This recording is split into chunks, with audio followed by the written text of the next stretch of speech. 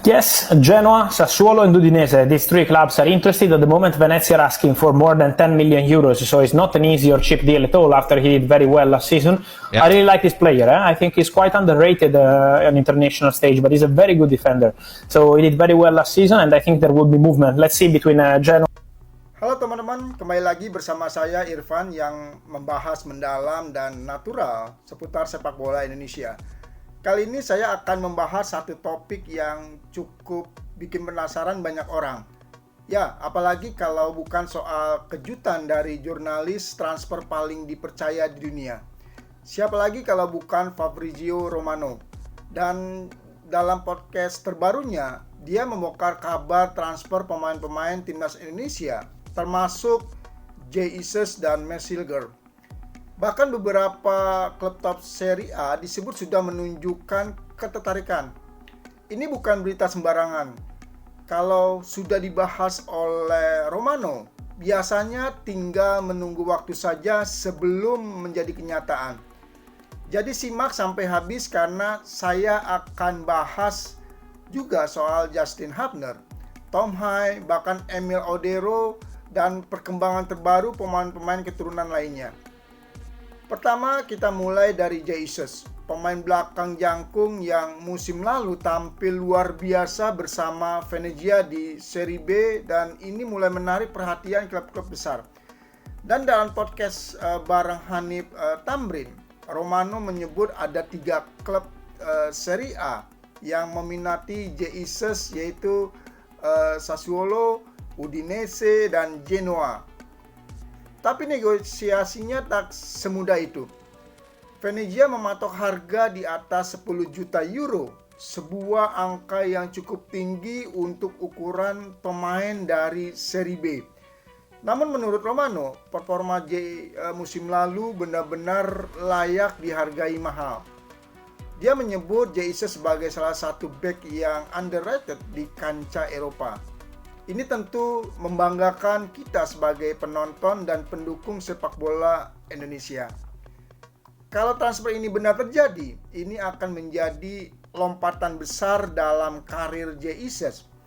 Bayangkan saja dari Serie B langsung ke Serie A, kompetisi elit yang jadi rumah bagi pemain-pemain legendaris dunia.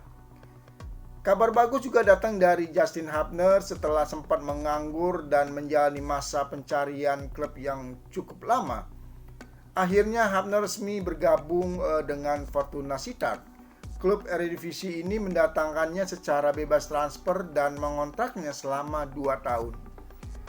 Fortuna memang bukan klub papan atas seperti Ajax atau PSV, tapi mereka dikenal jeli dalam memilih pemain bertahan. Apalagi saat ini mereka sedang krisis back setelah salah satu pemain intinya cedera. Jadi bisa dibilang Hubner datang di waktu yang sangat tepat. Ini juga menjadi peluang besar buat Justin untuk tampil reguler di kompetisi tertinggi di Belanda.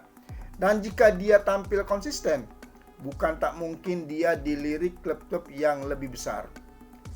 Berbeda dengan cerita Messilger, bek FC20 ini masih belum menemukan kejelasan soal masa depannya.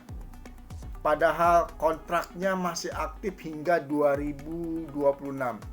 Tapi tanda-tanda dari klub menunjukkan bahwa posisi Hilgers mulai tergeser.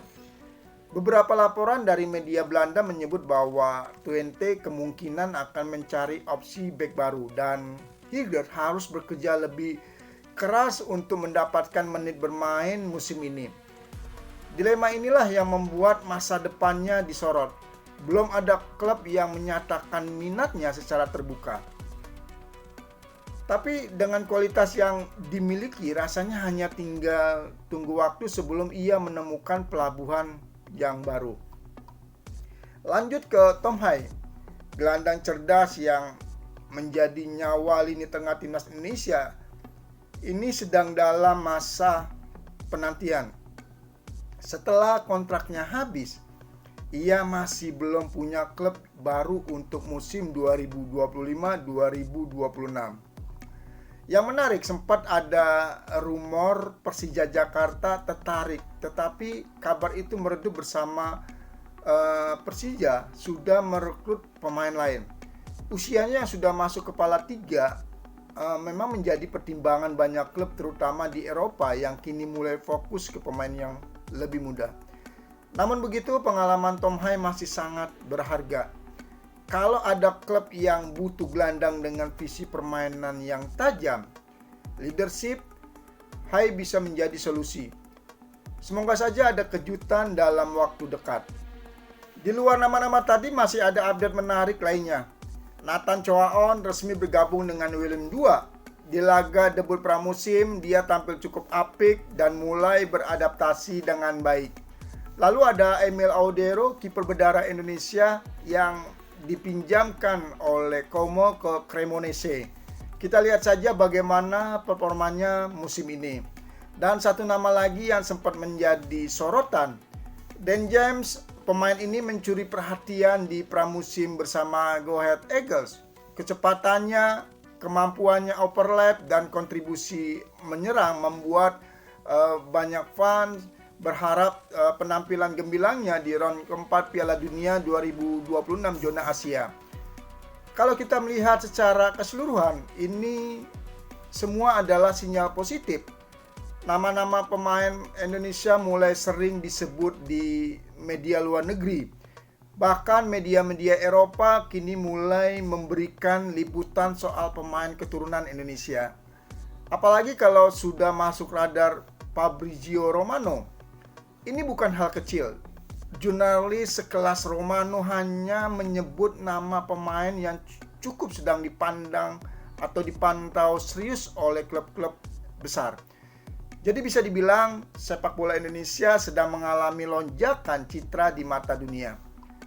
Tentu ini juga harus diimbangi dengan kerja keras dari pemain dan dukungan dari federasi. Program naturalisasi yang tepat, pengelolaan timnas yang baik, dan pembinaan usia muda yang serius akan menjadi fondasi menuju era baru sepak bola Indonesia. Nah teman-teman, itulah pembahasan kita kali ini dari kejutan Fabrizio Romano yang menyebut nama Jesus dan Mesilger hingga update transfer Justin Hubner dan masa depan Tom Hai. Semua ini menandakan bahwa sepak bola Indonesia sedang naik level. Kalau teman-teman suka pembahasan seperti ini, jangan lupa untuk like, komen, dan subscribe channel Irfan. Bagikan juga pendapat di kolom komentar.